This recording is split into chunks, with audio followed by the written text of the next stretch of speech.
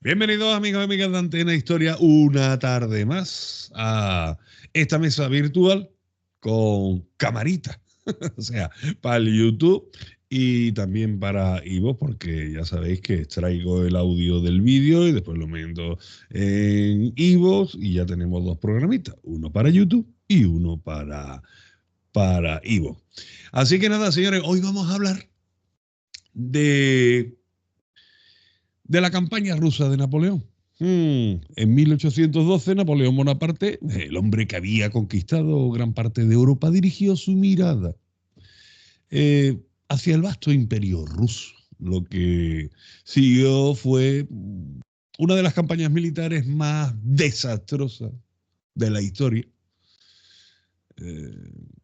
donde se ve, bueno, un relato épico, de ambición, de orgullo, y sobre todo de devastación, ¿no? Como veremos. Así que esta noche nos vamos a adentrar en el corazón de la campaña rusa de Napoleón, un viaje que llevó a la Grande Hermé a las profundidades del invierno ruso y a la, digamos, a la orilla del abismo, ¿no?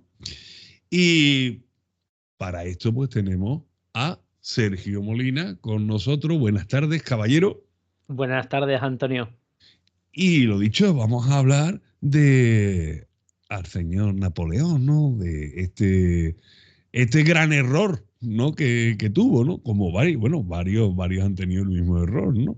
Eso de adentrarse en Rusia, nos la vamos a cargar en 2 semanitas, estamos de vuelta y estas cosas, ¿no? Sí, más o menos. El problema que tenía aquí ya Napoleón es que como ya era el dueño de, como has dicho tú, de prácticamente toda Europa, pero seguía teniendo a toda Europa en contra. Los prusianos y los austríacos eran sus aliados, pero aliados a la fuerza porque los había derrotado en combate, como vimos en las campañas de 1806, 7 y 1809, la última. Y España, pues ahí seguíamos dándonos de tortas con Wellington y Wellington y nosotros contra los franceses, y ahí era un sumidero eso de tropas francesas, al cual Napoleón no le prestaba mucho, no le hacía mucho caso, porque aquí solo estuvo una vez, justo antes de la campaña de 1809, vino, reorganizó las tropas, conquistó prácticamente Zaragoza y se fue. Ya hemos visto, ya comentamos la campaña de los Arapiles, la de la Albuera, en fin, desastre tras desastre francés. No, desde luego, al que le guste Napoleón y todas las guerras napoleónicas y todo el tema, tiene unos cuantos capitulitos ya, ¿no? Desde Egipto, Pues sí, la verdad es que sí. Arapil, bueno, ya hemos hecho unos cuantos. La verdad es que desde Marengo, que hicimos el primero, bueno, tú Austerlitz no lo hiciste conmigo, lo tenías hecho ya hace unos años, Sí, ¿verdad? sí, Austerlitz ya lo había hecho. Las razones principales de la Segunda Guerra Polaca o la invasión de Rusia, lo digo, la Segunda Guerra Polaca es porque es como lo conocieron los rusos. Son variadas, pero a ver, hay muchas, evidentemente. No, aquí vamos a desgranar las más importantes, ¿no?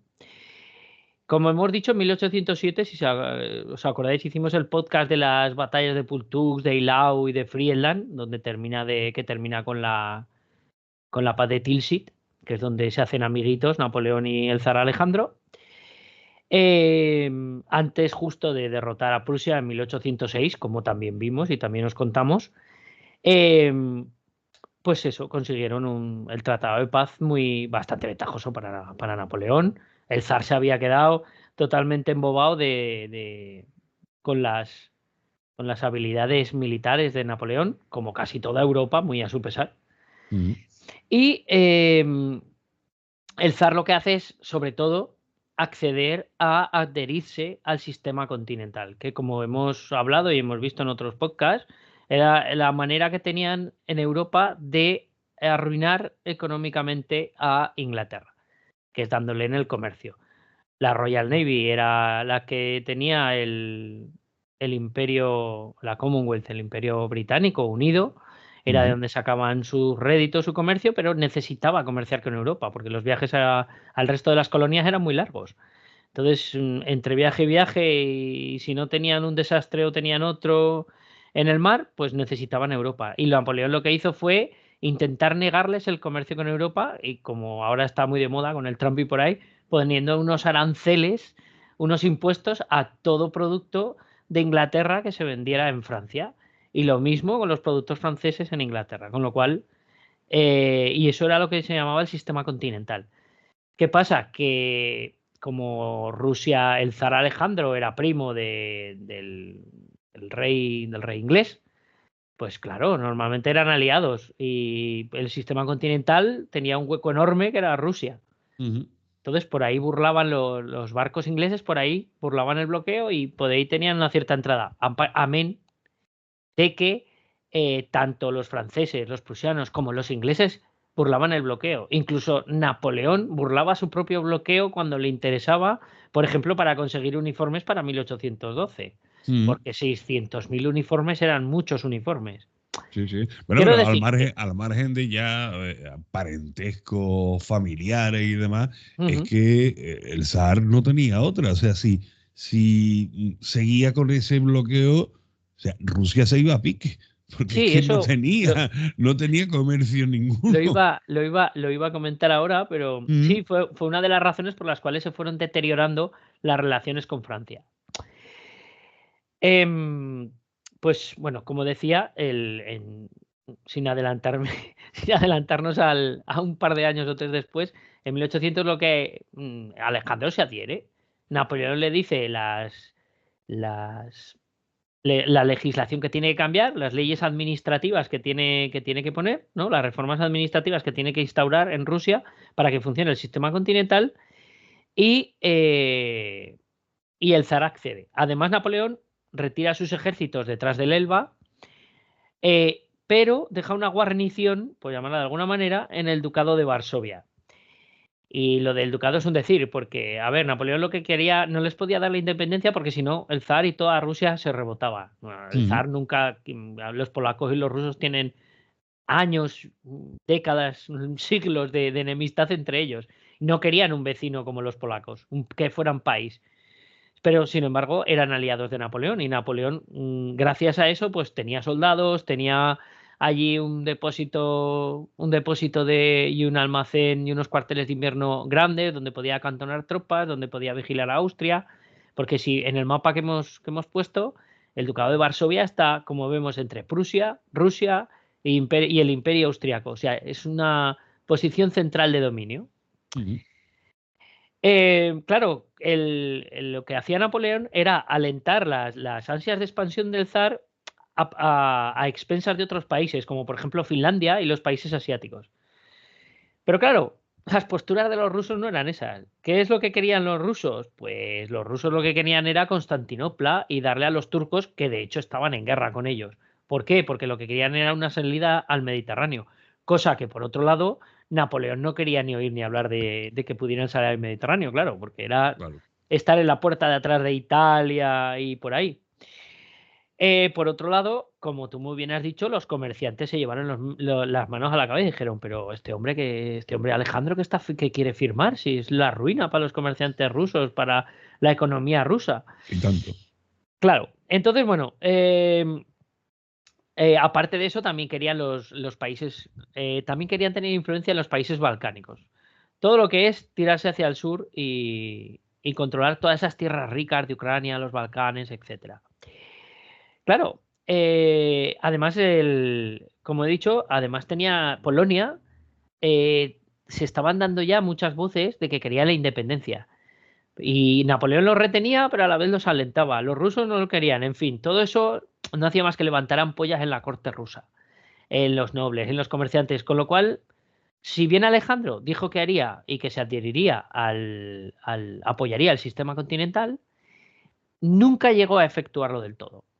Sí que es verdad que en los primeros años, hasta 1809, funcionó más o menos como en Europa, pero no con tanta eficacia. Ujú. Entonces, claro, poco a poco la presión palaciega hizo cambiar de opinión rápidamente al zar que paró las reformas y al final no se dejó engatusar por Napoleón.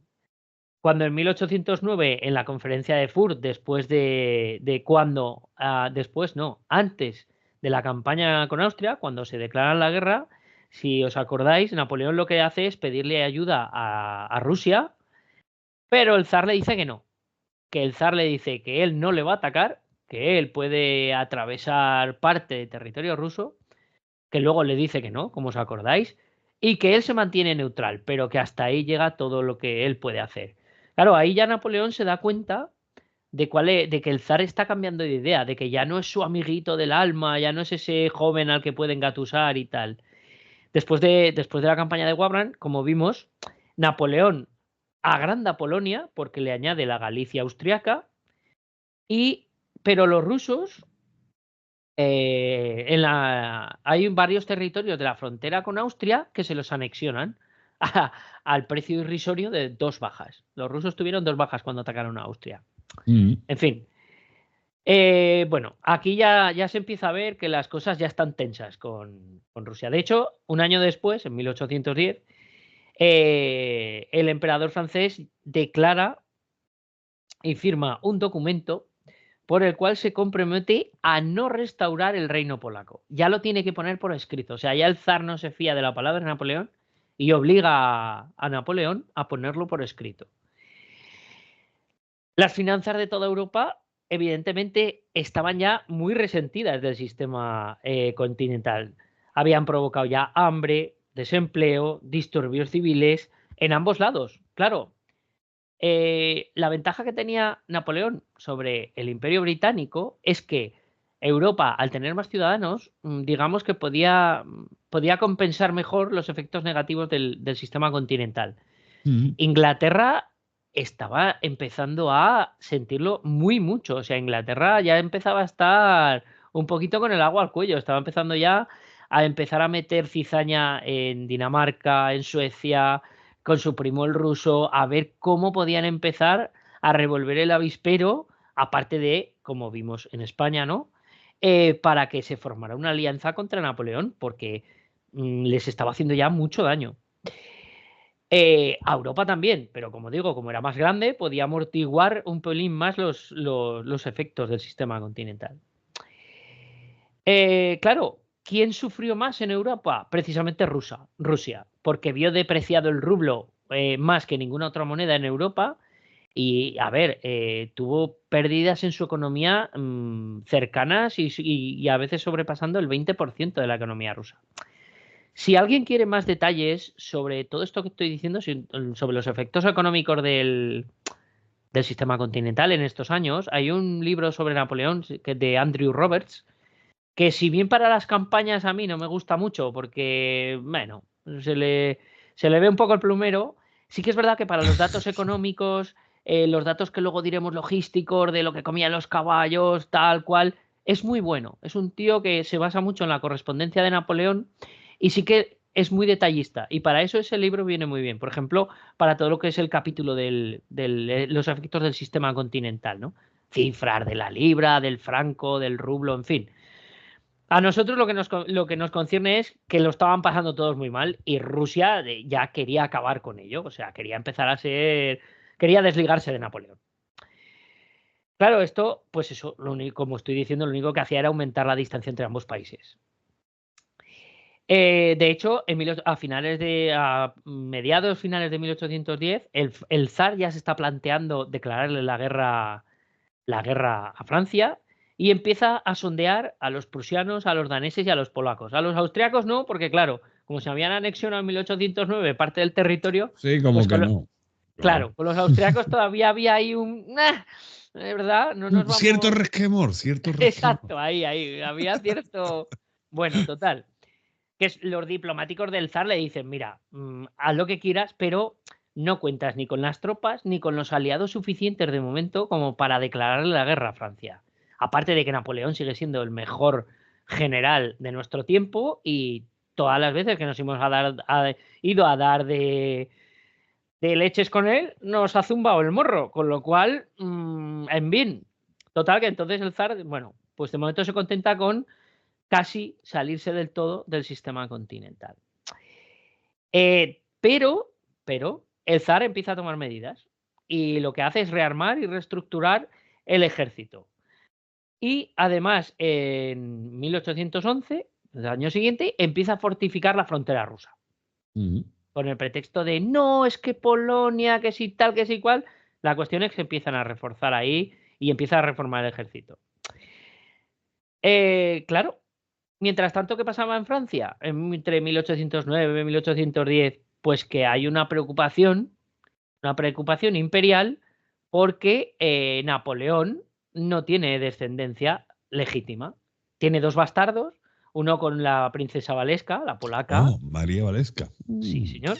Tiene otro que con una de las doncellas de su hermana Pauline, pero no tiene ningún heredero legítimo. Y como sabemos, la Beauharnais, la, la señora... Josephine. Exactamente.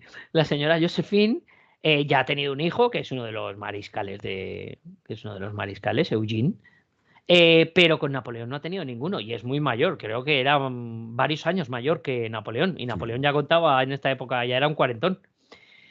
Total que lo que empiezan a hacer Calincourt, Talleyrand, Talleyrand, que todavía no lo había echado, es empezar a buscarle una nueva consorte y empezar a pedir la nulidad del matrimonio con Josefina.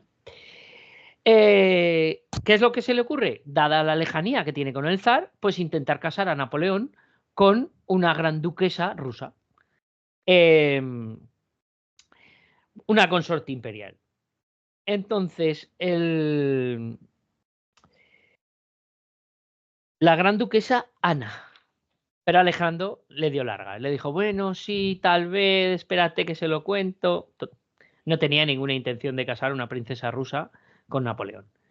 Y le quería declarar la guerra, no era cuestión. Hombre. Así las cosas, pues bueno, se pidió la mano Está feo. ¿Eh? Está feo. Está feo, sí. Si te voy a declarar la guerra, no te voy a dar una princesa rusa como consorte. Entonces, perdón.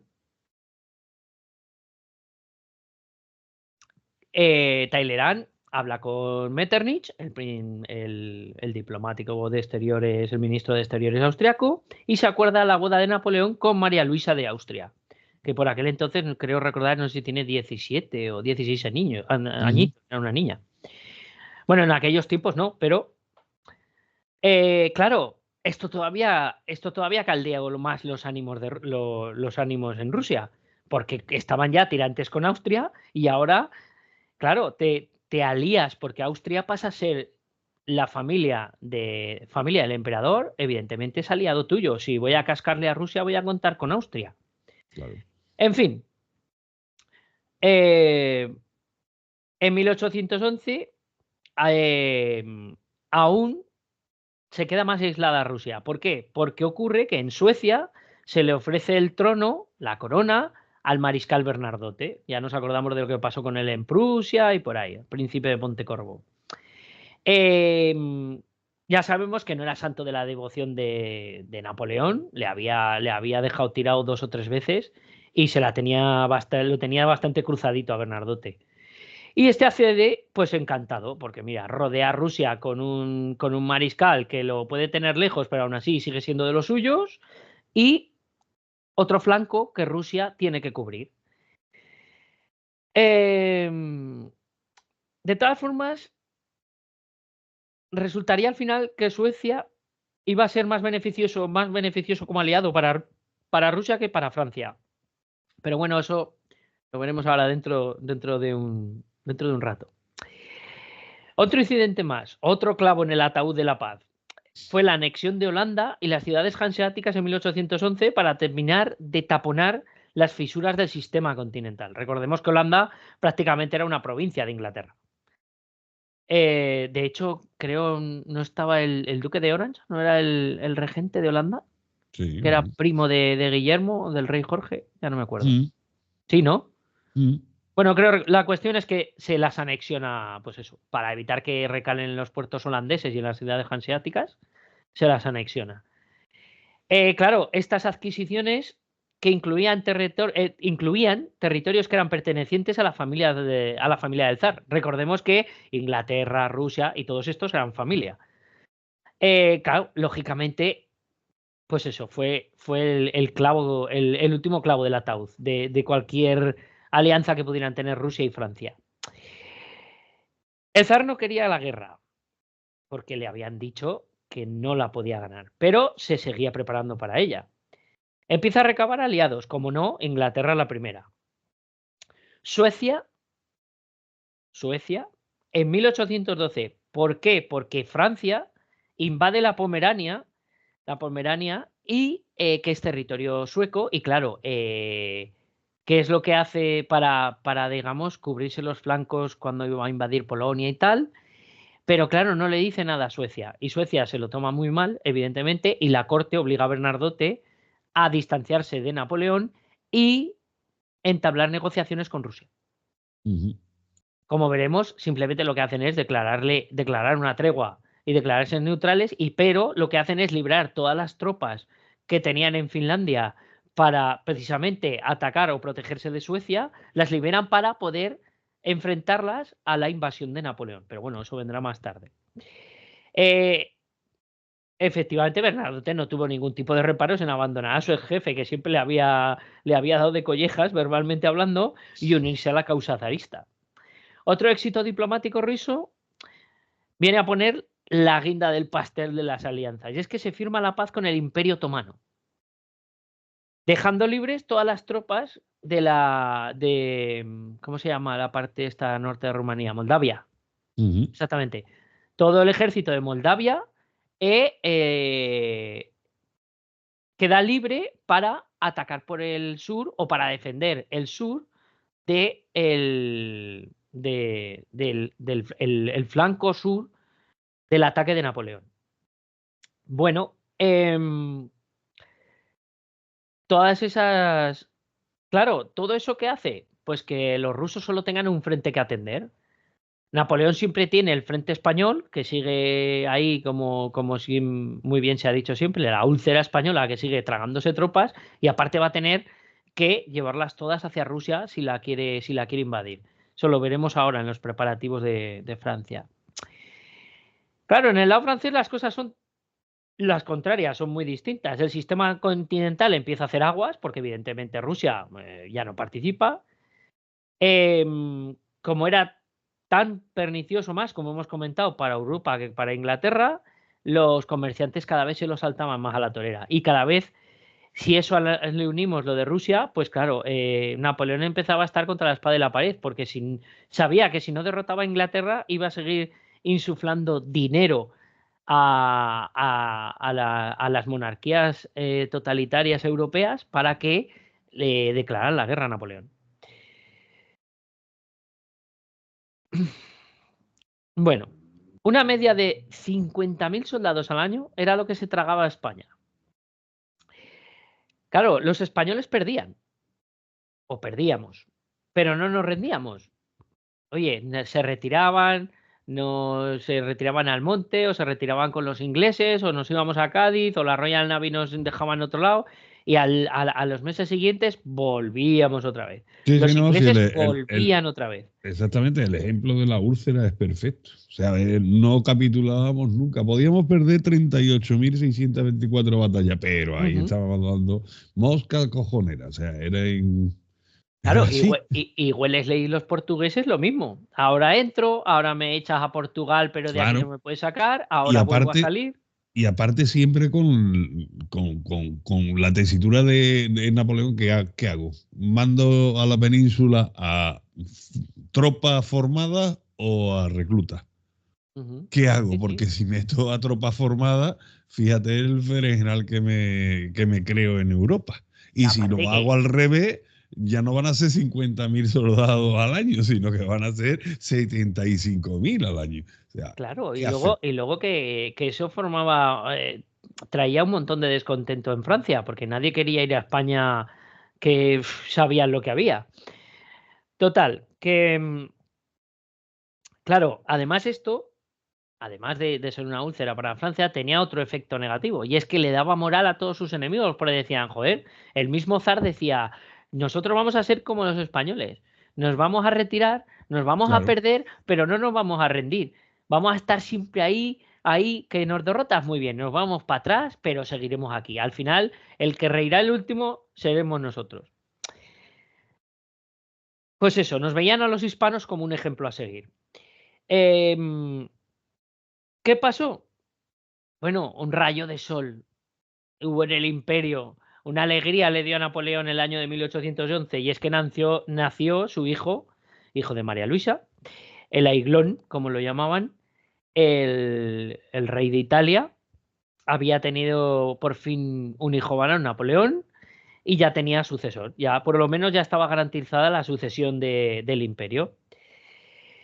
Pero a todo esto, la gota que colmó el vaso y dio pie a Napoleón a pensar en serio en ir a la guerra contra Rusia fue el ukase, o como se pronuncia en ruso, que imponía, era un impuesto o una serie de impuestos que imponían unos altos aranceles a toda mercancía de lujo importada del extranjero, incluyendo a Francia.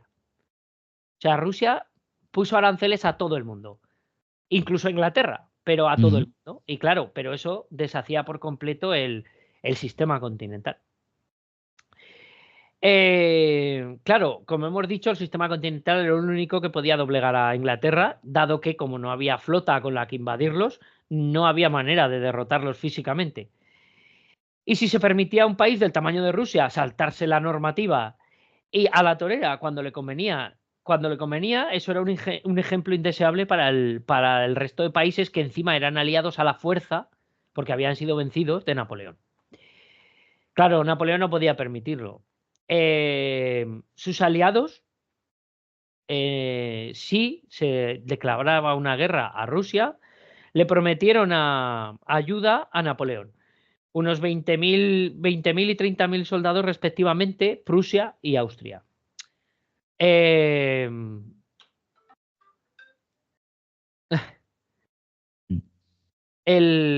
Ambos contendientes llevaban tiempo preparándose para la guerra, tanto Prusia como Austria. ¿Qué pasa? Que lo que querían hacer era que darle a todos quedar bien con todo el mundo. A los rusos les decían que, bueno, que ellos no iban a hacer mucho, todo esto bajo acuerdo, evidentemente, que iban a darles poquitas tropas a Napoleón y con muy pocas ganas de hacer nada. Y a Napoleón decían que sí, que le iban a dar 20.000 hombres y 30.000, que luego resultó que cumplieron. Pero como veremos, al final los prusianos terminaron rindiéndose a los rusos o internándose con los rusos, y los austriacos, pues bueno, recularon más que otra cosa. Pero aún así cumplieron en bastante parte de la campaña, cosa que, por ejemplo, Rusia luego nunca le perdonó a Austria. Pero bueno, eso vendrá después. Como hemos dicho, ambos contendientes ya llevaban tiempo preparándose para la guerra, más Rusia que Francia, pero bueno, en 1810 el zar manda a Barclay de Tolly una remodelación de las fuerzas rusas, que eso lo hemos dicho anteriormente. ¿Quién era Barclay de Tolly con este nombre tan poco ruso? Pues era un noble de ascendencia escocesa que se hizo militar y estaba al servicio de Rusia. Por eso tiene este nombre. Era un buen general. Era un buen general ruso, buen gestor, muy buen administrativo, como veremos. Y acondicionó. ¿Qué es lo que empezó a hacer este general? Pues empezó por acondicionar unas cuantas carreteras estratégicas para favorecer el movimiento de reservas del interior de Rusia a la frontera y favorecer los movimientos de avance y repliegue. Ya aquí, en 1810, ya estaban preveyendo qué iba a ser la estrategia rusa. O sea, no presentarle batalla a Napoleón, que era lo que quería, y retroceder, para luego poder contraatacar y avanzar. Construyó reductos y fortificaciones en puntos clave, como hemos dicho, en la frontera, y luego veremos en los ríos que hacen frontera, y se incrementaron los efectivos del ejército.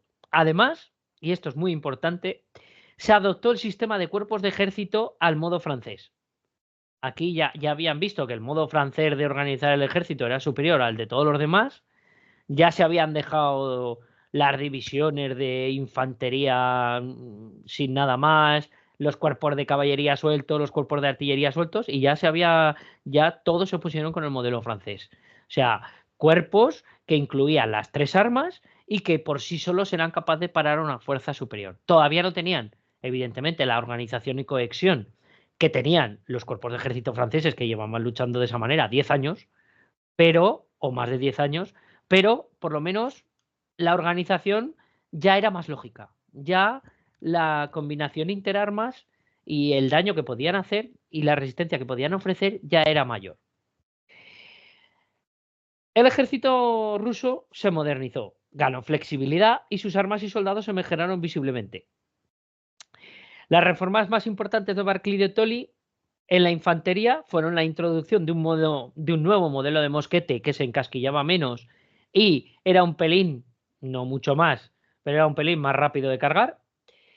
Era sobre todo más fiable que el anterior modelo. Y la articulación de los regimientos de línea. ¿Por qué? Porque ahora estos regimientos de línea se articularon en 3 batallones. 2 de servicio y un tercero, que era más pequeño, de depósito. ¿Qué es un batallón de depósito? Es el batallón que surte de reclutas nuevos a los otros 2, que era parecido al modelo francés. Y de aquí empezaron a usar lo que se llama el sistema trinario, que son cuerpos de ejército de 3 divisiones, donde 2 divisiones son de frente y una está de reserva. Las divisiones a su vez se articulan en 3 regimientos, igual, 2 regimientos de línea, 1 de reserva, cada regimiento 3 batallones, 2 batallones, 1 de reserva o de depósito, etcétera. No en todo, que lo he dicho así muy deprisa, pero ya se empieza a organizar como un ejército moderno, ¿de acuerdo? Se empieza a modernizar.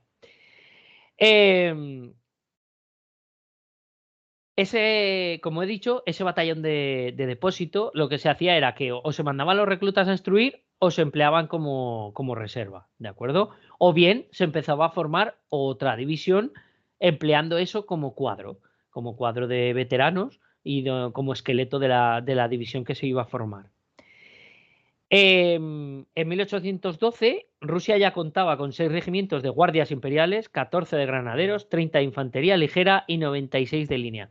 Luego todo esto se traduce en miles de soldados en divisiones, ¿vale? Pero hay que saber, como creo que ya he explicado en otros podcasts, que la división, la unidad genérica, la unidad básica de los ejércitos napoleónicos no era la brigada o la división o la de mi brigade, era el regimiento.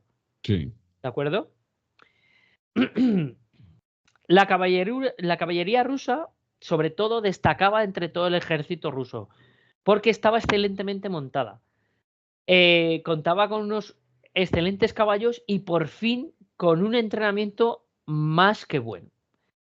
Tenía 6 regimientos mixtos montados que se componían de 4 escuadrones de primera línea y 1 depósito, 8 de coraceros y 36 de dragones.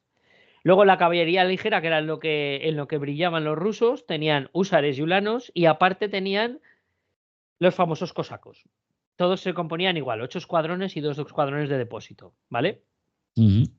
Los célebres cosacos, que además tenían unos 15.000, más tarde serían todavía más, ¿vale? Pero al principio de 1812 eran 15.000, no eran unos tíos que cuerpo a cuerpo podrían luchar con un húsar, porque eran peores que un húsar, pero en las tácticas de caballería, de terror, o sea, de caballería, de pantalla de caballería, de patrullas de reconocimiento, hostigamiento, emboscadas, terror, en todo eso eran unos excelentes, o sea, eran la élite de la caballería ligera en ese momento.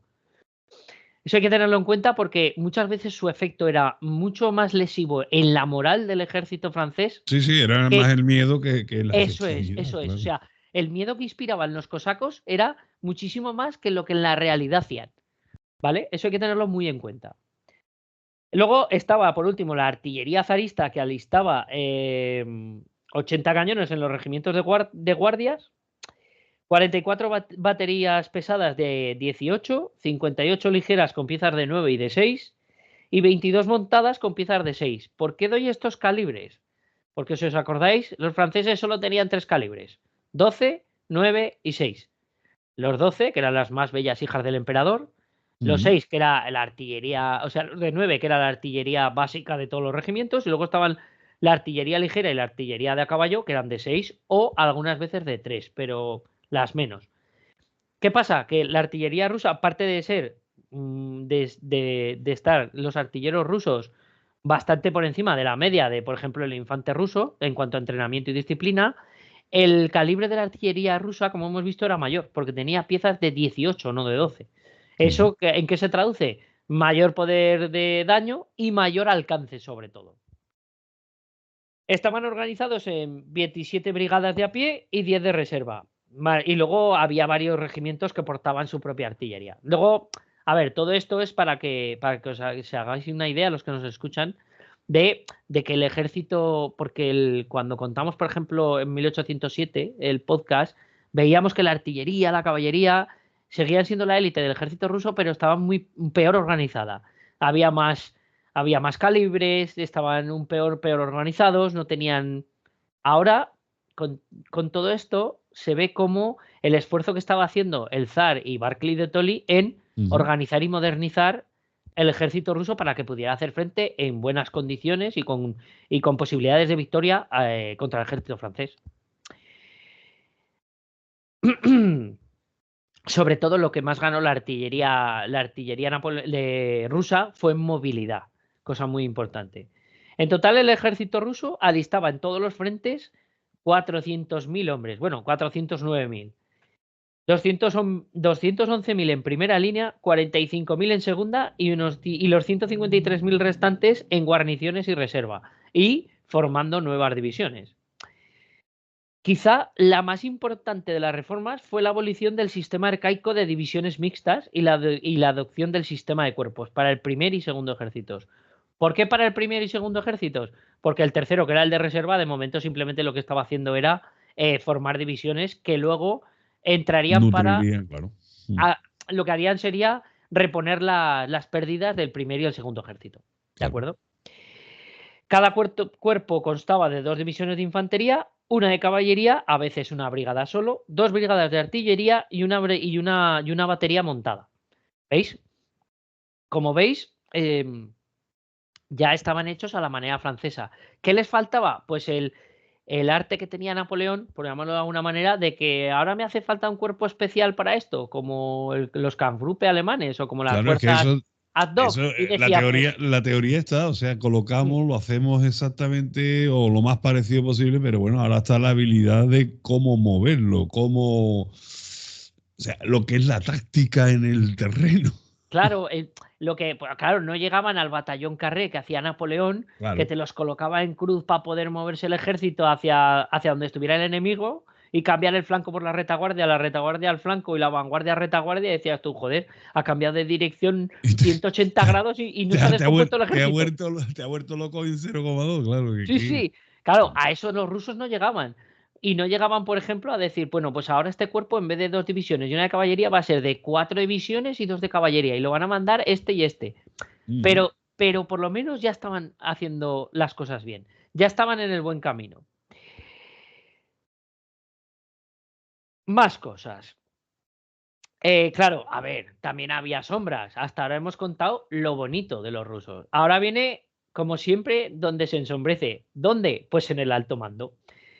El alto mando, los mandos rusos seguían siendo ineficaces, les faltaba instrucción, seguían descuidando muy mucho el transporte y la intendencia.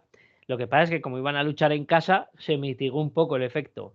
La rama sanitaria del ejército ruso era prácticamente inexistente, era un esqueleto. Y claro, y luego estaban los soldados rusos, que la infantería era el campesino ruso, le daban un mes de instrucción y lo mandaban al frente. Claro, eran duros, eran valientes y aguantaban en sus posiciones, antes morían que rendirse. Pero en la defensa, en el ataque les faltaba muchísima disciplina y les faltaba muchísima táctica. Y claro, y los mandos intermedios muchas veces no tenían, tenían solo a lo mejor un pelín más de disciplina o de instrucción, perdón, que el soldado ruso. No eran como los sargentos del ejército francés, que podían hacer maniobra a sus soldados, no. Además, el vodka era una enfermedad endémica, el alcoholismo... Pero, espérate, ¿has hablado en pasado? ¿Era? Bueno, a ver, El vodka. el podcast es de 1812, que no me quiero meter nadie. Un beso a los rusos que nos escuchan. No, pero a ver, el alcoholismo era un mal endémico y sobre todo en los oficiales que se podían permitir más. Mira tú, por ejemplo, aquí al señor Kutuzov. Otro que le daba al alpiste. Le Bueno, mira, daba, vamos, yo creo que si a este hombre lo incineraron o lo que fuera, se pegó ardiendo como 3 meses o algo así, porque no, al viejo Usar, a Blucher, tampoco te lo eches a no, un va, lado, ¿eh? Blucher también. Ese También. le Un mano daba a la mano con ginebra. Kutuzov, a ver quién. Pero bueno, em, en fin.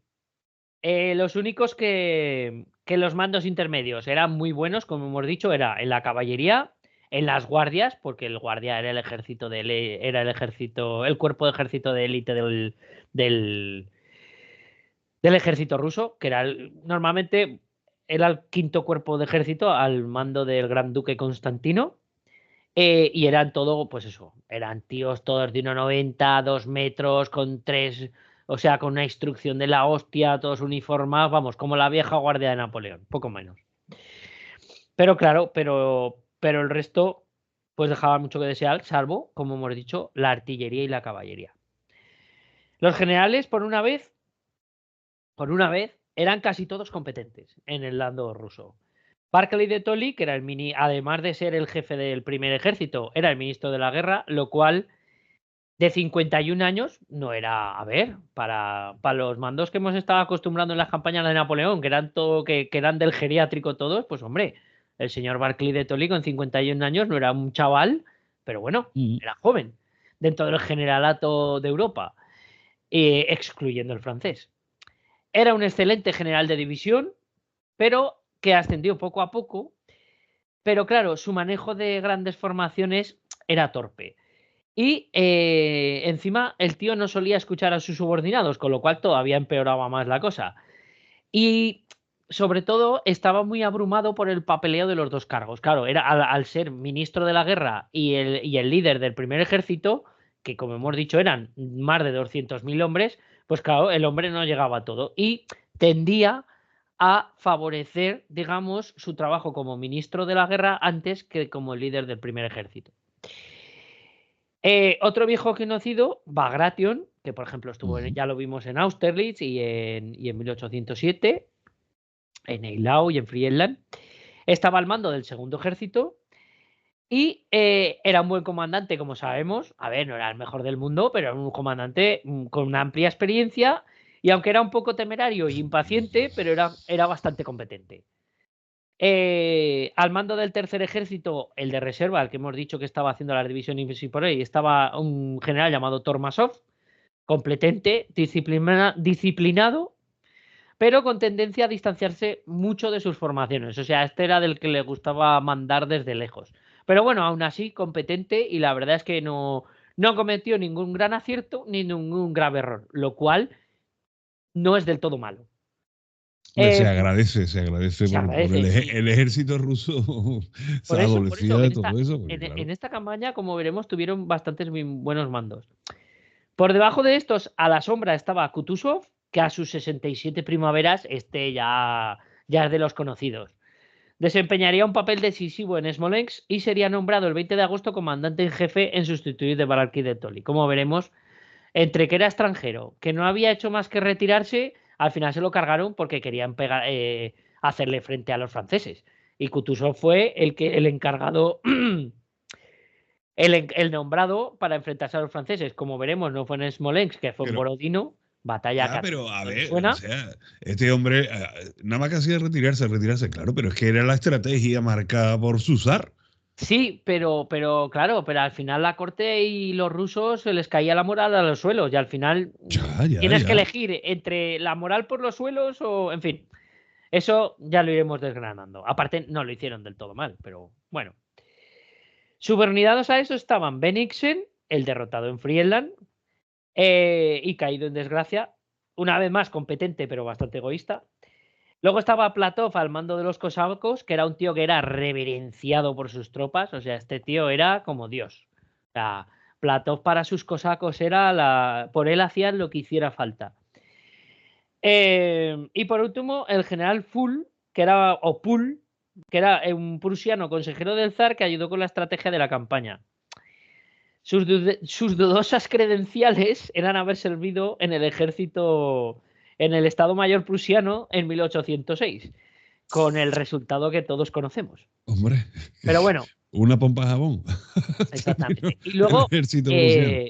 tenemos a un señor que se llama Wittgenstein, que Hombre, sería el que dirigiría el ala norte del ejército del primer ejército, con un cuerpo de ejército de Barclay de Tolly, que la verdad es que fue bueno, el que defendió todo el flanco norte y el que pudo causar el desastre, el mayor desastre del ejército francés en el Beresina. Como veremos luego, no lo logró del todo gracias a su compañero, a todos sus compañeros, Chichagov, que lo veremos después. Este era un poco menos competente, un poco más prudente, en fin.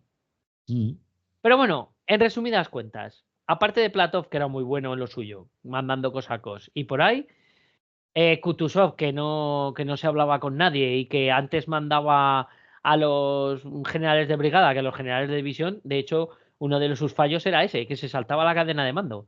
Decía, oye, a la división de este cuerpo de ejército, mándele tal orden que se vaya a no sé dónde.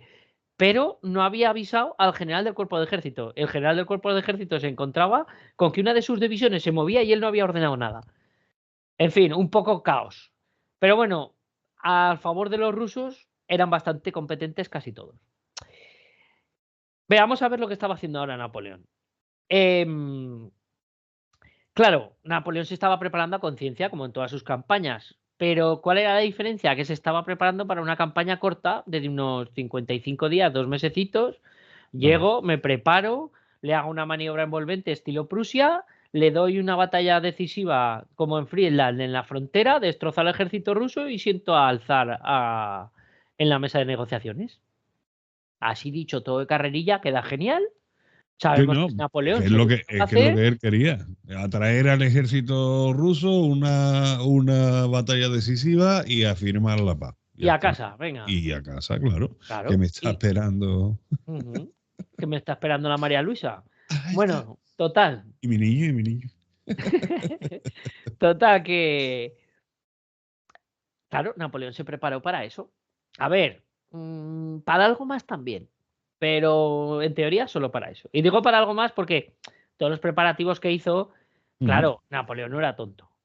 Sabía que se le podía escapar. No es lo que quería, pero siempre hemos visto que Napoleón siempre dejaba sitio para los imponderables. No era alguien que lo quería controlar todo. Siempre dejaba un margen para la suerte ahí, que de hecho muchas veces le había sonreído como en Marengo, como en fin, otras tantas campañas, en 1806 con Davout, en fin.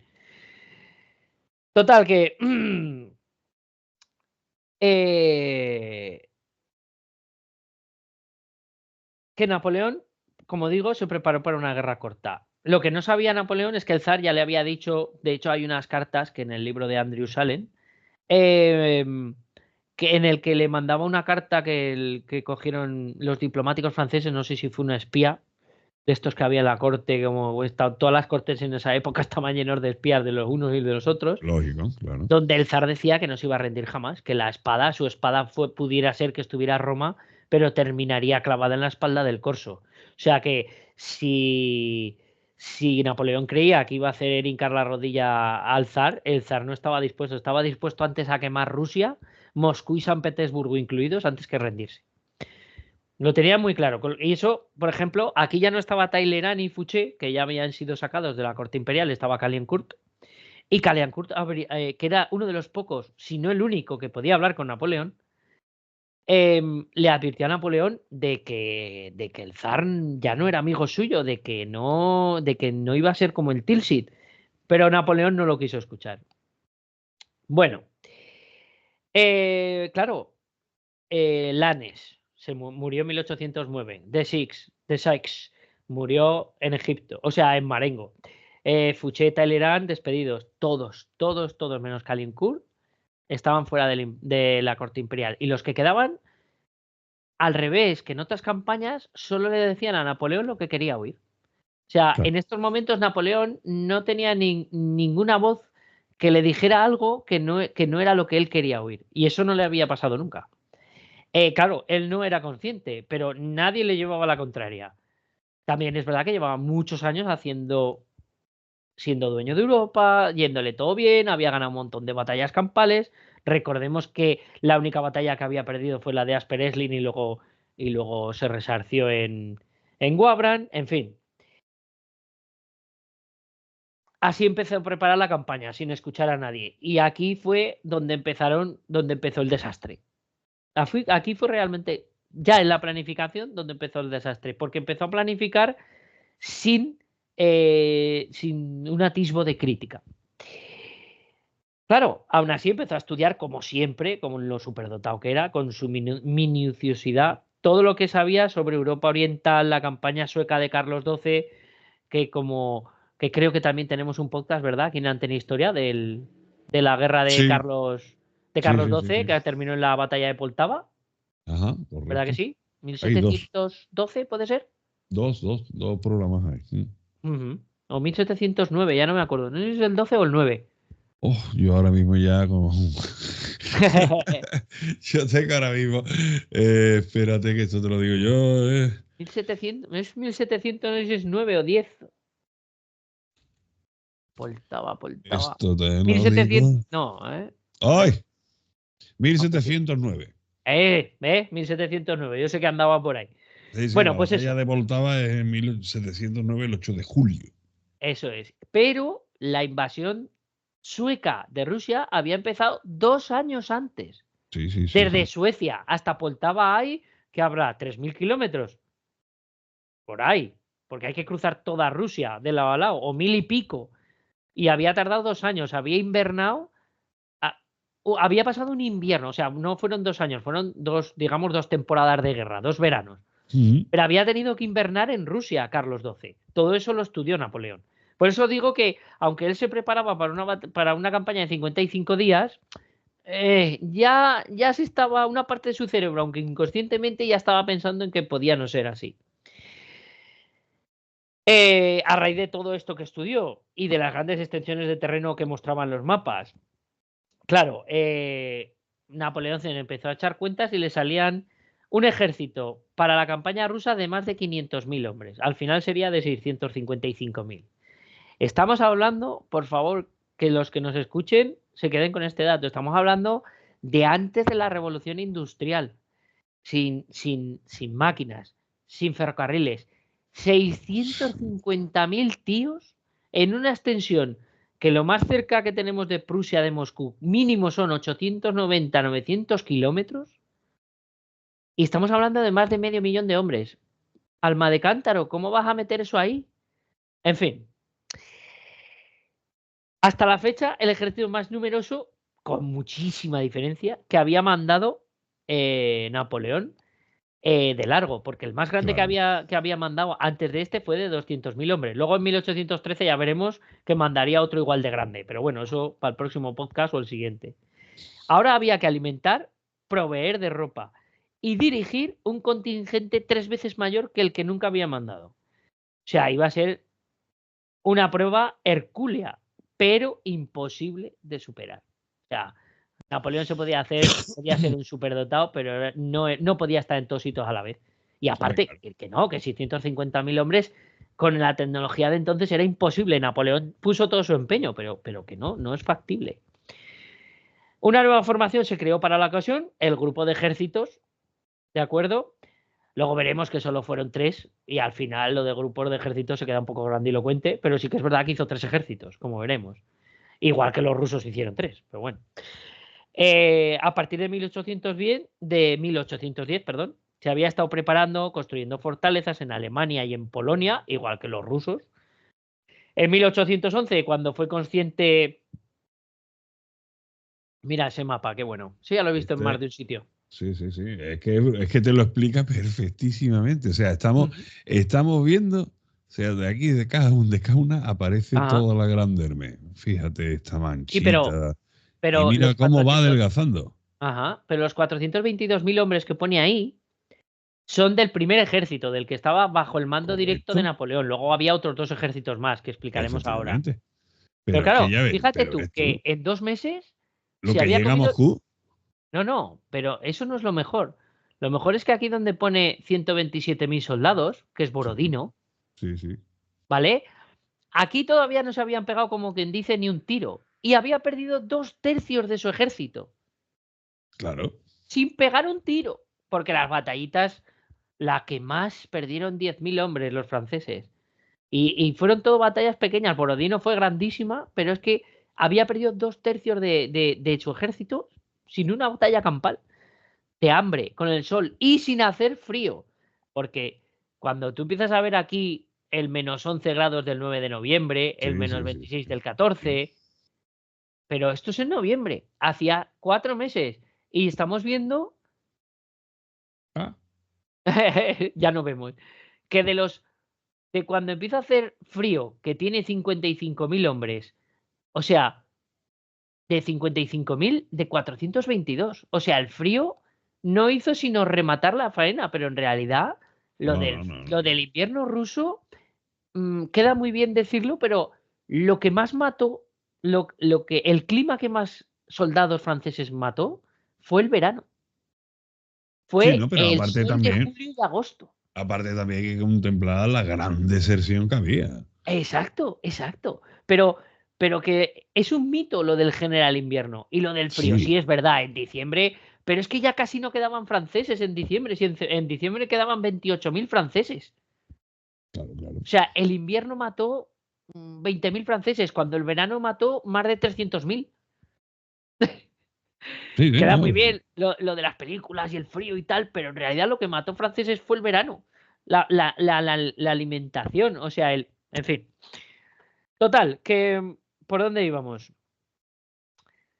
Ah, eso es verdad. En 1811, cuando es consciente de que ya no puede evitar la guerra y que se va a meter en Rusia, cancela todos los preparativos que había para invadir Inglaterra, que no eran muchos Mm. tampoco, y el Levante. Acordemos que cuando hablamos de la guerra de la península, de los Arapiles y por ahí, uno de los movimientos que quería Wellington era que los rusos, si os acordáis, invadieran por Valencia. ¿Te acuerdas que había Ujú. un plan de la Royal Navy que era traer 20.000 rusos que estaban Sí, allí, sí, no sé sí, sí, dónde? sí, sí. Bueno, pues todo eso se cancela, evidentemente. Lógico. Em, o sea, perdón, la operación que había para que los franceses evitaran lo de los rusos fue la que se cancela ahora en 1811 para llevarse todas esas tropas a Rusia, ¿de acuerdo? Em, 3 cuerpos de ejército se crean con unos 200.000 hombres en total para cubrir las fronteras orientales, ¿vale? A sus aliados, como hemos visto, les empieza a pedir soldados. 50.000 soldados a Italia, que desempeñaron muy bien, a todo al contrario que la Segunda Guerra Mundial. 130.000 a la Confederación Alemana y a Westfalia. 50.000 a Polonia. Y contingentes de prusianos y polacos. Y austriacos, perdón. Para proteger la izquierda del ejército, se ocupa la Pomerania sueca, que por esto es por lo que Bernardote rompe con él y se alía con Alejandro. Ujú. Eh, Se empiezan levas y se echa mano de todo hombre disponible. La Guardia Imperial aumenta a 100 batallones, con lo que su número ascendió a un total de 50.000 hombres, y por primera vez en la historia del Imperio francés, del Imperio napoleónico, constituye su propio cuerpo de ejército. El Ujú. cuerpo de ejército de la Guardia Imperial, con la Guardia Vieja, la Guardia Media y la Guardia Joven, atendiendo a la edad y la veteranía de sus integrantes. ¿De acuerdo? La Guardia Joven eran los novatos de la Guardia Imperial y los más jóvenes. La Guardia Media eran los que ya habían, no sé si eran 2 campañas estando en la Guardia, con lo cual pasaban de la Guardia Joven a la Guardia Media.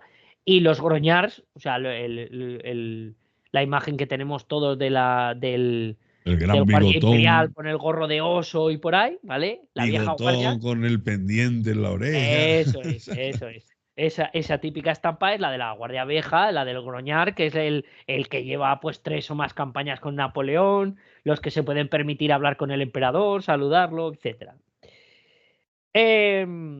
Napoleón organiza sus tropas en 3 líneas. En la primera tendrá 449.000 hombres, o más. A ver, todas las cifras, por favor, que nadie coja estas cifras como exactas.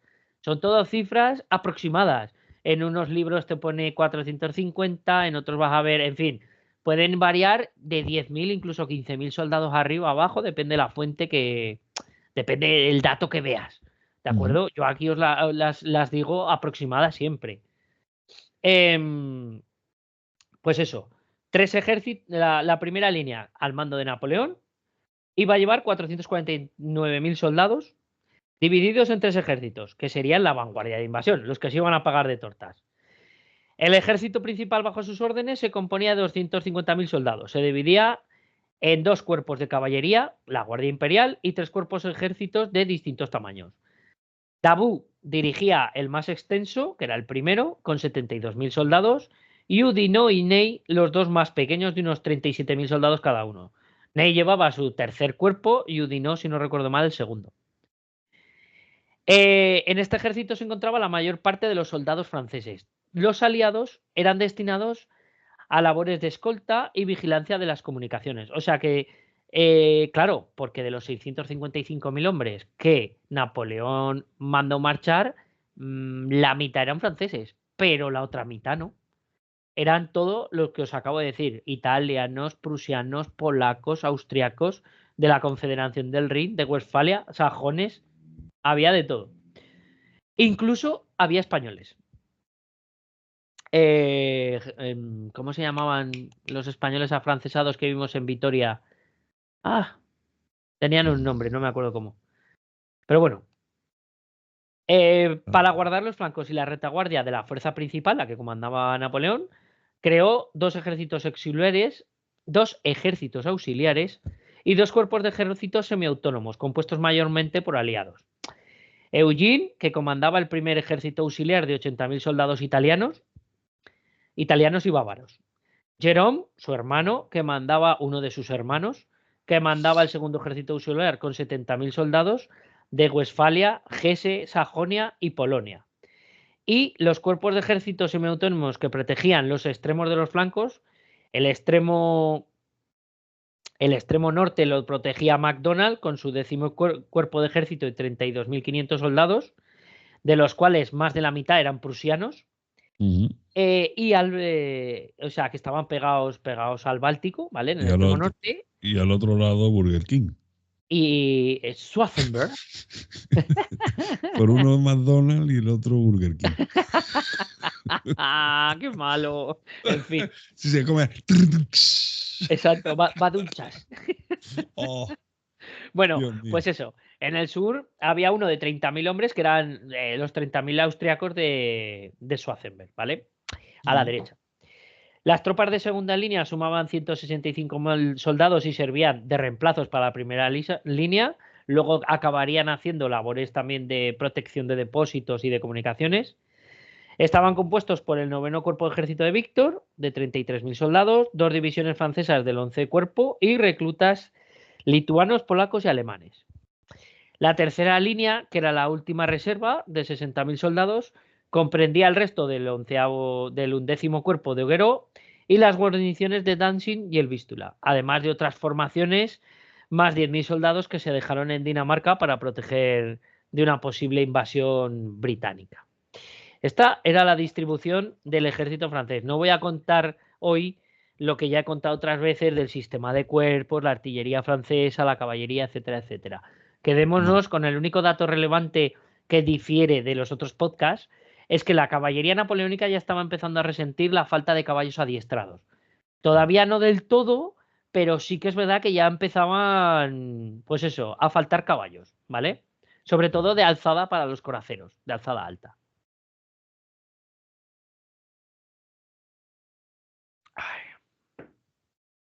Aquí vuelvo a remitirme al, si queréis más, el que quiera más datos del despliegue, del armamento y por ahí, Andrew Roberts es su hombre. Hay otros libros más, pero ese es bastante exhaustivo y para todo el que tenga interés por los detalles, ahí los puede consultar. Francia se quedó casi vacía. Se reclutaron 80.000 jóvenes más 2 regimientos de la Guardia Joven, la Guardia Nacional y la Guardia de Costa para guarnecer Francia, porque Francia, salvo la gente que se mandaba a España, se quedó vacía. O sea, tiró de todo lo que tenía. El mayor ejército que había visto Europa en varios siglos, era una fuerza mejor organizada que ninguna otra. Eso sí es verdad. Pero claro, su calidad ya no era la de 1805-1806. Constaba de no menos de 12 nacionalidades distintas, como hemos dicho. Descontando franceses y polacos, los demás eran todo aliados forzosos. Como hemos dicho, eran aliados porque les había dado de hostias Napoleón. Y por el Tratado de Paz les había dicho, vosotros me tenéis que dar soldados, aparte de reparaciones de guerra. Los polacos, como estaban encantados de haberse conocido y de haber conocido a Napoleón, que les garantizaba su independencia de Rusia y Austria, pues claro, evidentemente, esos estaban a muerte con los franceses. De los 614.000 soldados de la primera y segunda línea, solo, como hemos dicho, la mitad, 300.000, eran franceses. 190.000 alemanes confederados, austriacos, prusianos y suizos. 90.000 polacos y lituanos y el resto italianos e ilirios, más un puñado de españoles y portugueses. Ojo, cuidado. Todos más o menos lucharon más o menos bien, como he dicho antes. Pero sí que es verdad que su control y disciplina, y sobre todo por el idioma, era todo complicado, en especial con españoles, prusianos y holandeses. Hombre, ya ves tú. Porque date cuenta que los mandos intermedios sí que eran de la nacionalidad de cada uno, pero claro, luego los mandaba un francés. Como hemos visto, en el ejemplo ruso, en el francés esta vez pasó igual. El elemento más endeble de la Grande Armée era el mando. Napoleón centralizó toda su autoridad en su persona, cometiendo su segundo error grave en esta campaña. Claro, quería estar él en todas partes, como cuando mandaba un ejército pequeño, y evidentemente no podía. Como todo tenía que pasar por él y todo tenía que emanar de él, cuando sus subordinados tenían que tomar la iniciativa o pensar, ni pensaban ni tomaban la iniciativa, porque primero no estaban acostumbrados y segundo, Napoleón decía que todo tenía que pasar por él, con lo cual cuando tenían que decidir se quedaban en blanco o no sabían qué hacer.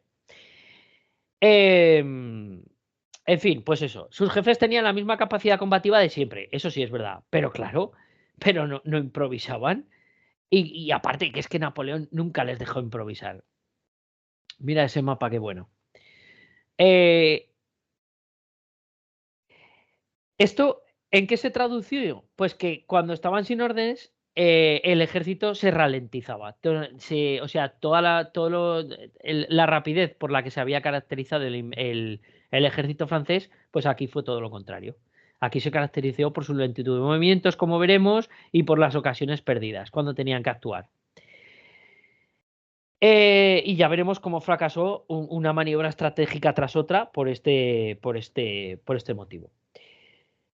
Claro, al igual que le pasó a Rusia, pero a Francia, por los años que llevaba dando en batalla, no hubo suficientes mandos intermedios capacitados. Si bien no eran tan malos como los rusos y no existía tanto el problema del alcohol, sí que se ascendió a soldados de valía inferior que en años anteriores no se hubieran ascendido a esos empleos. Además, había una proporción más alta que nunca de bisoños en los reclutas. Pues eso, de infantes que, pues como los rusos, les daban un mes de instrucción, el petate y tira a caminar desde Francia hasta Polonia.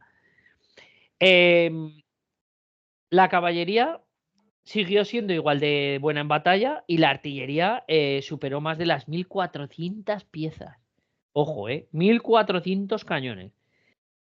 Entre caballería y artillería, y esto es un dato muy importante, había 80.000 caballos, más otros mínimo 120.000 que, como veremos, se dedicaron al transporte, tanto de carros, de cuarteles generales, de carruajes, etc. La logística fue el otro gran quebradero de cabeza e imposible de resolver, de Eso esta tuvo que campaña. ser un infierno, el No, infierno no. logístico. Eso. ¿Qué pasó? Pues lo siguiente, pues que, claro, Napoleón ya sabía que no iba a poder vivir del terreno. O sea, su mayor innovación en toda la era napoleónica, que fue que el ejército francés se moviera, viviera del terreno y esas marchas de 50, 60 kilómetros en 48 horas que nadie se esperaba y tal, aquí no se iban a poder hacer. El soldado francés iba a tener que cargar con su comida y luego iba a tener que depender de un tren logístico. O sea, justo lo que había hecho perder a sus adversarios en anteriores campañas era lo que él iba a tener que hacer en Rusia. Iba a tener Claro. que depender de trenes logísticos. Claro, Napoleón se puso a hacerlo. Eh, claro, porque además la Rusia que invadió Napoleón no era la Rusia de la Segunda Guerra Mundial, evidentemente. La agricultura y la economía de la Rusia occidental era una agricultura de subsistencia. Aparte, estaba muy poco poblada, salvo las ciudades grandes como Minsk, Smolensk, Mogilev. Lo demás eran todo aldeas, pueblos, pantanos, bosques, colinas más o menos onduladas. No había grandes montañas, no hay en la Rusia occidental, pero el terreno tampoco acompañaba mucho y como veremos, carreteras había tres. La misma Además, la misma que en la Segunda Guerra Mundial, ¿no? no, no, en esta había menos. Básicamente. No, no, había menos. Aunque parezca mentira, había menos. Pero es que además, a todo esto hay que sumir la táctica de tierra quemada que evidentemente iban a emplear las tropas rusas. Claro. Con todo esto, como hemos dicho, la logística al final retrocedió a 1789, porque era cuando se empleaban los trenes logísticos. Se crearon 26 batallones de transporte. 4 batallones con 600 carros ligeros con 600 kilos de carga. 4 batallones con 600 carros pesados de 1000 kilos. Y los restantes estaban dotados de 252 carros tirados por mulas, de 1500 kilos cada uno. A ver, esto es simplemente estos datos, así a voleo. Es Como insuficiente. digo, Andrew Sí. Roberts os da muchísimos más, para todo el que quiera empaparse de logística. Pero todos estos carros tirados por 2, 4 caballos o por bueyes, como veremos, era lo que iba a Completamente. alimentar al ejército. Es Claro, completamente insuficiente, nada más que hay que oírlo. claro, no, no, porque además el sistema es el siguiente. Tú puedes llevar en carro o sea, no puedes llevar la comida que se te va a comer el caballo. O sea, Claro. tienes que llevar comida, o sea, tienes que llevar, digamos, la mitad del carro es lo que se come el caballo y la otra mitad del carro lo que transportas. Donde llega eso, tienes que montar un depósito, un almacén.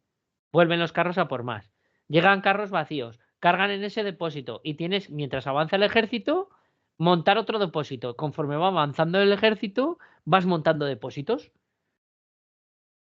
Ese es a grandes rasgos, bueno, a grandes rasgos no, ese es tal y como se tenía que abastecer en Rusia. ¿Cuál es el problema? Que el ejército tenía preferencia de paso en las carreteras, con lo cual, conforme avanzaba el ejército, los carros iban quedando más atrás, más atrás, más atrás. De hecho, una de las cosas que pasó en las retiradas es que los almacenes de la retaguardia estaban llenos de comida, pero las tropas del frente se estaban muriendo de hambre. ¿Por qué? Porque el sistema logístico no llegaba. Claro, no llegaba, está claro. Aparte, los caballos no tenían que comer, comían pasto verde, maíz verde. Eso a los caballos los mata, les hincha el estómago y los mata. Unidos al calor de julio y agosto, casi murieron tantos caballos o más como franceses. Pero bueno, eso es adelantarse. ¿Cómo llevaban carne? Napoleón había visto y había leído logística romana y ¿qué hizo? Bueno, cogemos ganado, cogemos rebaños y que vayan al paso del ejército y conforme vayan avanzando con el ejército nos los vamos comiendo. ¿Cuál era la otra? Carros tirados en vez de por caballo por bueyes. Cuando se vaciaba el carro de alimentos se sacrificaban los Te bueyes y comían se los comían bueyes. los bueyes. Claro. Pero claro, aún así todo esto que en el papel queda muy bonito, al final no sirvió de nada, porque los bueyes, los rebaños no avanzaban a la velocidad del ejército, porque los carros con los bueyes se quedaban atrás o se quedaban cojos, o porque se habían quedado demasiado atrás y no había quien los sacrificara, en fin. Como veremos, el sistema no sé si colapsó a la tercera o a la cuarta semana de campaña en Rusia. Un desastre. Eso además de que el ejército de Rusia partió la mayoría, muchos reclutas partieron desde Francia, Fíjate. 2 meses antes de la campaña. Sin parar, empezaron la campaña. Y otros habían pasado por Prusia. Y todo esto por zonas donde, porque en 1800 coincidió que hubo una gran hambruna en Europa. Se perdieron cosechas y por donde pasaban les daban patatas, grano. O sea, es que ya llegaron con hambre a Rusia. Además. Imagínate. No, no, no, no. O sea, fue increíble. El ejército de Rusia partió con unos 200.000 animales. Ojo. 30.000 en la caballería, 30.000 caballos para la artillería, 80.000 caballos para la caballería y los restantes para los vehículos, entre munición, ambulancias, etcétera. Las ambulancias y el sistema sanitario se dejó también mucho que desear. Faltaba mucho material médico. Aunque tenían mejores hospitales y mejores médicos y sistema sanitario que los rusos, les faltaba material a los médicos, con lo cual hubo muchos heridos que se podrían haber salvado que al final murieron. Y lo mismo pasó con ya os diré, con ay, con la munición. Hubo muchos carros de munición y muchas tropas que al final tuvieron que hacer cargas a la bayoneta y tal por falta de munición, porque no llegaban los carros con munición. En fin, con la idea de alimentar a semejante rebaño caballar, ¿qué se hizo? Se retrasó la invasión de junio a julio para que las cosechas estuvieran listas para comer. También depende de los ríos, porque claro, los ríos del oeste de Rusia eran parte navegables. Entonces, para abastecer, se esperó a que estuvieran lo suficientemente deshelados y navegables para abastecer los convoyes y los almacenes mediante 2 flotillas fluviales de 100 botes cada una en el Niemen, entre Tilsit y Kovno. Si veis, el Niemen es el primer río que hace frontera entre Polonia y Rusia. La intención de Napoleón era dotar de 24 días de comida a los soldados antes de los combates, 20 en los carros y 4 los tenían que cargar ellos en las mochilas. Lo que pasó es que los 4 de las mochilas al final se convirtieron en los 24 de los carros. Pero bueno. Además, con el calor del verano y por ahí, lo que empezó a afectar desde el principio de la campaña a los franceses fueron las enfermedades. La difteria, el Claro. tifus, la disentería, en fin. Todo eso, desde el principio del verano, empezó a afectar al ejército francés. Para que os hagáis una idea, el cuerpo de ejército bávaro perdió a la mitad de sus soldados antes de pegar un solo tiro. O sea, antes de encontrar un solo ruso, había perdido la mitad de sus integrantes. Un detalle por último, y no menor precisamente, es que no se llevó ropa de abrigo. Pues como hemos dicho, iba a durar 55 días la campaña. Era poca cosa lo que había que hacer. ¿Eh? Que era poca cosa. Exactamente. En fin. Vamos a describir un poquito, antes de empezar ya con la campaña propiamente dicha, vamos a describir un poquito el terreno. La Rusia occidental está dividida en dos partes en su frontera por los pantanos del Pripet, que esto cualquier aficionado a la Segunda Guerra Mundial se imaginará cómo es, porque Barbarroja y todo el frente del este se pegaron más o menos aquí, que van desde Brest-Litovsk hasta Kiev. La parte norte está poblada por bosques pantanosos, la parte norte de Bielorrusia y por ahí está poblada por bosques pantanosos, lagos y ciénagas, desde Polonia más o menos hasta Smolensk, con unos cuantos ríos que sirven de barreras naturales que corren de norte a sur, de sur, y y sirven de barreras para ir y volver, según qué margen del río esté elevada. Unos sirven para defender cuando vas hacia Moscú y otros sirven para defender solo cuando vuelves de Moscú. Así, camino a Moscú, los obstáculos son el Divina Occidental y el Beresina, y en cambio, desde Moscú lo son el Niemen y el Dnieper. Más allá de Smolensk hasta Moscú, el terreno es más o menos llano y es más o menos fértil, pero, como hemos dicho, muy poco poblado. Al sur del Pripet eran tierras bajas con extensas zonas inundadas y bosques, La fertilidad es muy alta, como sabemos, en Ucrania, el granero de Europa, sobre todo en los alrededores de Kiev. Y las barreras de los rusos allí eran el Styr, el Gorin y el Alto Dnieper. Lo que pasa es que en esta zona, como al final casi no hubo combate, solo estuvieron Schwarzenberg y los rusos de Tormasov, tampoco nos vamos a extender más. Las carreteras son abundantes en las dos zonas, pero el problema es que en pésimas condiciones, o sea, eran poco más que sendas. Entonces, carreteras que se pudieran emplear, solo había 3.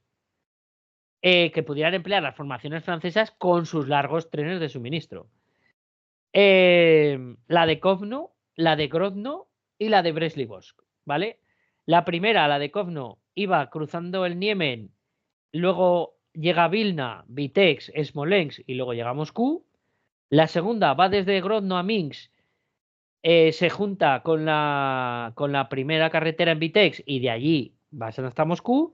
Y la tercera va por el sur del Pripyat hasta Kiev, de Kiev tuerce al noroeste y llega hasta Smolensk, y de Smolensk a Moscú.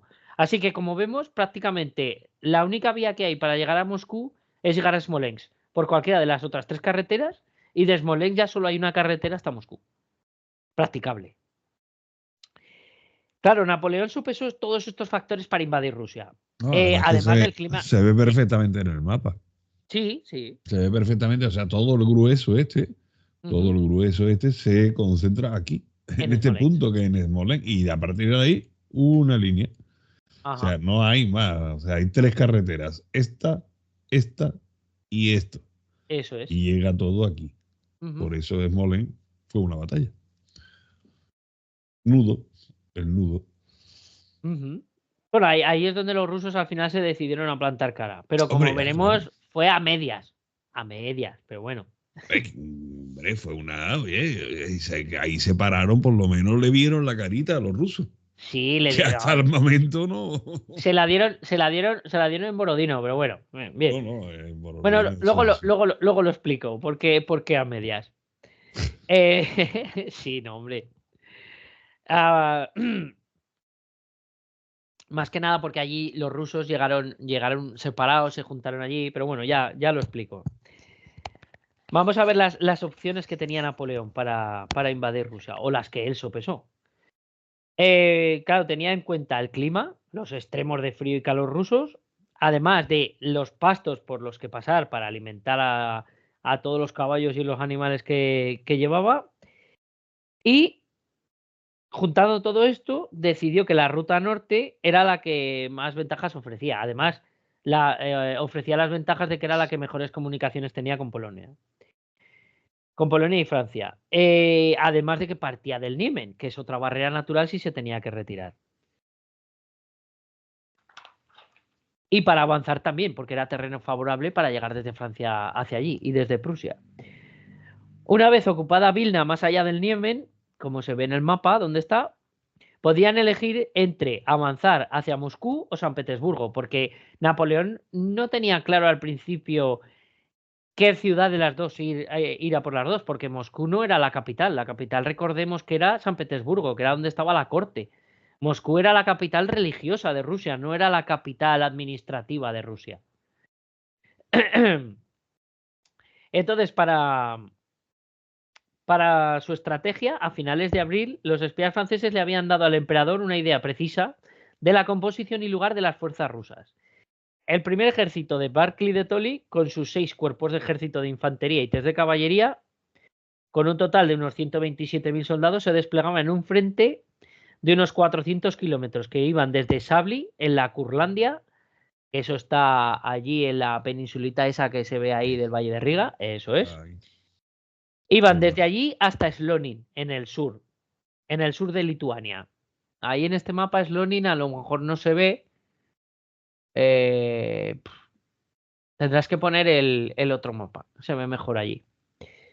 Pero bueno, luego estaba el segundo ejército al mando de Bagration, con 2 cuerpos de ejército de infantería y uno de caballería, con 48.000 soldados, que estaba en Lutsk, a 320 kilómetros al sur de Slonin. Y al otro lado del Pripyat. Pero ojo, esto era en abril. Luego, como veremos, en junio o en julio, cuando invadió Napoleón, estaba en otro sitio. Entonces, claro, con esta información, Napoleón decide concentrar el ejército en Kovno y lo que quiere es partir en dos el ejército de Barclay de Tolly, que está muy extendido, ¿vale? Atacando hacia Vilna. Así, aislar San Petersburgo del ejército, cortar la mayor de las partes eh, del ejército de Barclay de Tolly de San Petersburgo, de las comunicaciones con San Petersburgo, rodearlo y aniquilarlo, y luego volverse contra Bagration y la otra parte de Barclay de Tolly. Esa era la idea que llevaba. Claro, los rusos podían, según Napoleón, responder de tres maneras. Si retrocedían, profundizaría más rápido, dividiría en dos y los derrotaría por separado, que es lo que acabo de decir. Si abandonaban Vilna y se concentraban entre Grodno y Slonil, los acorralaría contra los pantanos del Pripyat y el Narev. Y les iría por la retaguardia. Y la tercera, si Barclay cedía lentamente terreno para que Bagration flanqueara al ejército francés y atacara Varsovia, Napoleón tenía que proteger Varsovia con el ejército de Schwarzenberg y el de Jerome. Además, Napoleón apostaba porque Barclay de Tolly lo que haría sería esto, que además era lo que quería el zar, retroceder y quemar tierra. Claro, recordemos que Bagration estaba mucho más lejos. Aquí en este no se ve, pero Bagration, veis, si Slonin está aquí abajo en el sur, desde Riga hasta Slonin, más o menos, era donde estaba. Slonin está ahí, un poquito más a tu derecha, creo. No, a tu izquierda. Ahí, un poco más abajo, ahí está Slonin. Muy bien. De ahí hasta ahí, claro, es lo que quería, si veis, Vilna parte en dos la supuesta línea donde se desplegaba Barclay de Tolly. ¿De acuerdo? Bagration estaba mucho más al sur. Pero como veremos, luego subía hacia arriba, con lo cual. Claro, ¿cómo contrarrestar la posible flanqueamiento y invasión de Varsovia y de las comunicaciones francesas si hacía eso Barclay de Tolly? Pues la respuesta era un rápido avance hacia Vilna para atraer el máximo de tropas hasta el sur de Grodno y allí aniquilarlas de la misma manera que hemos contado, rodeando. Era todo, Napoleón siempre lo que hacía era una maniobra sobre la retaguardia, la maneuver sis de Ries, que hemos comentado más de una vez, más de dos y más de tres. ¿Cuál es el problema? Que cuando llevas 10 años pegándoles a los mismos tíos, haciéndoles lo mismo, al final aprenden. Pueden ser muy tontos, pero al final aprenden, claro. Tanto Kutuzov como Bagration, como Barclay de Tolly al principio, todos sabían que Napoleón lo que iba a hacer era metérseles por detrás, los iba a rodear de flanco y se iba a meter detrás tuyo, te iba a cortar las comunicaciones y te iba a envolver. Y ahí, batalla que te crió y aniquilarte. Claro, los rusos al final aprendieron y eso es lo que le iban a negar durante toda la campaña a Napoleón. Entonces, como la maniobra, ¿qué es lo que quería hacer Napoleón? Una maniobra de diversión por el flanco sur hacia Kiev, a cargo de los 30.000 austríacos de Schwarzenberg o del Burriquín, como has dicho tú antes, y del séptimo cuerpo de ejército de Reinier, con Jerome haciendo maniobras desde Varsovia. Que como, si os acordáis, estos eran uno de los cuerpos semiautónomos y el segundo cuerpo de ejército auxiliar, o sea, del sur. El otro era el del McDonald's y el de. Y el del. Y el de McDonald's. No, McDonald's y el otro cuerpo auxiliar, el de. El de Víctor. El de Víctor, eso es. O sea, perdón, el de Eugene. Si el engaño surtía efecto, el ejército principal francés llegaba desde el Nieven hasta Vilna, rápido como si fuera un gancho de derecha, los acorralaría a los rusos concentrando 400.000 soldados en su contra y por la espalda. Y otra vez, lo mismo que hemos dicho antes, una vez acorralados, batalla decisiva, se acabó la guerra. En 20 días el emperador esperaba resolver la campaña, ya no en 55, ahora ya esperaba resolverla en 20, el optimista de él. En fin, el problema principal residía en que, por muy genial que fuera este plan, Napoleón era humano y no podía supervisar todos los movimientos, y menos de 500.000 soldados, o sea, es que no, era literalmente imposible. Sus mandos, como ya hemos dicho, no estaban acostumbrados a la semiautonomía que ahora debían tener y que ahora debían asumir. Por lo tanto, la sincronización y el tempo del plan fallarían sí o sí, aunque Napoleón no lo quisiera ver. El plan ruso, evidentemente, era defensivo, ya lo hemos dicho. El zar agrupó a sus soldados en 3 ejércitos. El principal, como hemos dicho, en Barclay de Tolly, que desplegaba en junio. Ojo, ahora estas ya son las posiciones de junio, no de en abril, que era la que les había dado los espías franceses a Napoleón. Desde el Báltico hasta el sur de Lituania. El primer cuerpo de ejército de Wittgenstein, que hemos hablado antes, estaba en el Báltico, que era el que se enfrentaba a los prusianos de MacDonald, con su cuartel general en Rosieni. El centro, con base en Komno, constaba con el segundo, el tercer y el cuarto cuerpo de ejército, protegidos por los cosacos de Platov.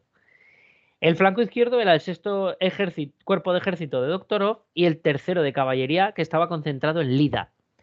Y Barclay montaba su cuartel general en Vilna. Y como segunda línea en reserva tenía el primer cuerpo de caballería en Vilkormitz y el segundo cuerpo de caballería en Smorgoni y el quinto cuerpo de ejército del gran duque Constantino en Sventsyany. Acordaos que el cuerpo de ejército del gran duque Constantino era la Guardia Imperial rusa. 127.000 soldados en total, 19.000 de caballería y casi 500 cañones. Bagration estaba concentrado en Lux, al sur del Pripyat, ¿vale? De los pantanos del Pripyat, y se componían por el séptimo y el octavo cuerpos de ejército y el cuarto de caballería. Y unos 4.000 cosacos, 48.000 soldados en total. En junio se había desplazado al norte, ya no estaba donde creía Napoleón, a la zona de Volkovsk. Finalmente Tormasov, que llevaba el ejército de reserva ruso, el tercero, estaba formando en Volinia unos 43.000 soldados que aún estaban por organizar y que tenían que ser todavía agrupados, pero que en un mes o dos podían ser ya una fuerza efectiva de combate. Claro, el zar vio que la línea del Niemen era indefendible, estaba muy cerca de Napoleón. Así que su plan era ceder terreno mientras agrupaba al primero y al segundo ejército detrás de la línea del Divina Occidental y el Beresina, formando su flanco sur de esa línea con el Dnieper, donde fortificó todos los puntos del cruce del Divina Occidental y el Beresina, y las ciudades de Riga y Kiev. ¿Qué fue lo que lo fortificó? En el Divina, Dunaborg y Drisa, y en el Beresina las ciudades de Borisov y Bobruisk. Nuevamente, si veis un mapa, vais a ver que todas las ciudades que he dicho forman 6 ciudades de norte a sur, más o menos una línea con los 3 ríos, y son ciudades fuertes por donde pasan las carreteras. Como hemos dicho que no se podían mover por otro sitio, sí o sí Napoleón iba a tener que, si no hacía abandonar a las guarniciones o al ejército que se apoyara en esas fortalezas, no los hacía abandonar esos sitios, los iba a tener que atacar de frente. Por lo tanto, la estrategia de Napoleón de ir rodeando e intentar partir en dos o intentar dividir al primer y al segundo ejército para que no se unieran era una estrategia acertada. No consiguió rodearlos, pero sí consiguió que no pudiera beneficiarse de las fortificaciones que habían erigido los rusos. ¿Ves? En este mapa se ve el camino de ida y vuelta también. De todas formas, el zar, si no podía, ¿ves? Mira, aquí se ve muy bien, ¿ves? Dunaburg, que está al norte, Drisa, Riga al norte, que era una ciudad fortificada que al final no tomaron los rusos. Dunamur es la primera. Dunaburg y Drisa. Drisa, que están los dos, ese es el río, el Divina Occidental. Correcto. ¿Vale? Luego, Vilna y. A ver, ¿cuál hemos dicho? Riga y Kiev, bueno, esos ya los hemos dicho. Y luego Borisov y Bobruisk, que están aquí abajo. ¿Veis? Borisov está aquí, eso es, en el Beresina. Y Bobruisk estaría un poco más al sur, que en este mapa no sale. ¿De acuerdo? ¿Ves? Esa más o menos era la zona que pensaba defender el zar. Pero si eso no era suficiente, el zar seguía pensando en retirarse si hacía falta hasta Moscú. Y siempre con la táctica de tierra quemada. Napoleón el 26 de mayo avanza hacia el Niemen desde Danzig y Varsovia. Y sus reclutas, había muchos que habían salido en abril desde Francia. No nos olvidemos. Había concentrado su ejército y avanzaba ya en escalón con los austriacos y MacDonald cubriendo sus flancos. Ya la campaña empezó con hambre, porque como he dicho, y es la tercera vez, porque quiero que se quede, que lo tenga muy claro todo el mundo, los 2 meses previos a la llegada a la frontera rusa habían caminado, no habían ido en carro, o sea, es que habían ido a pie y ya estaban faltando alimentos. Claro, porque además, hasta que no cruzaran el Niemen, Napoleón había prohibido que se consumiera ninguna ración al ejército, ni la de las mochilas ni las 20 raciones de los carros. Con lo cual tuvieron que vivir de la población local. O sea, increíble. ¿Esto en qué se tradujo? En saqueos, en robos, etcétera. Eso en todo en países aliados de Francia. Claro. Prusia, Polonia, por todo donde pasaba el ejército francés, como estaba muriendo de hambre, pues pillaban lo que había. Eso en un sitio donde había población. Ahora veremos lo que pasó cuando llegaron a Rusia, que evidentemente, cero pelotero. Aun con todo esto, el día 30 de mayo todo el ejército ya estaba en posición. Se empezaron a distribuir comida tal, se tardó casi un mes, y el 23 de junio empezó el cruce del Niemen, cerca de Volkovichy. Entre el 24 y el 25 el ejército completo cruzó el río y se entró en Kovno sin oposición. Allí se fundó un depósito y, aparte de 4 escaramuzas con las patrullas de cosacos, no hubo más enfrentamientos. Ahora que ya empezamos la campaña, que ya hemos empezado la campaña, si yo no digo lo contrario, siempre estamos hablando del primer ejército, que es el que comandaba Napoleón. El que tiene los cuerpos primero de Davout, el de Ney y el de Oudinot, ¿de acuerdo? Pues Y Ney, espérate, porque Murat, ya llevamos un tiempecito, vamos a empezar la campaña, vamos a hacer una pausita y ahora volvemos. muy bien. Ay, a ver, ¿cómo es? Detener.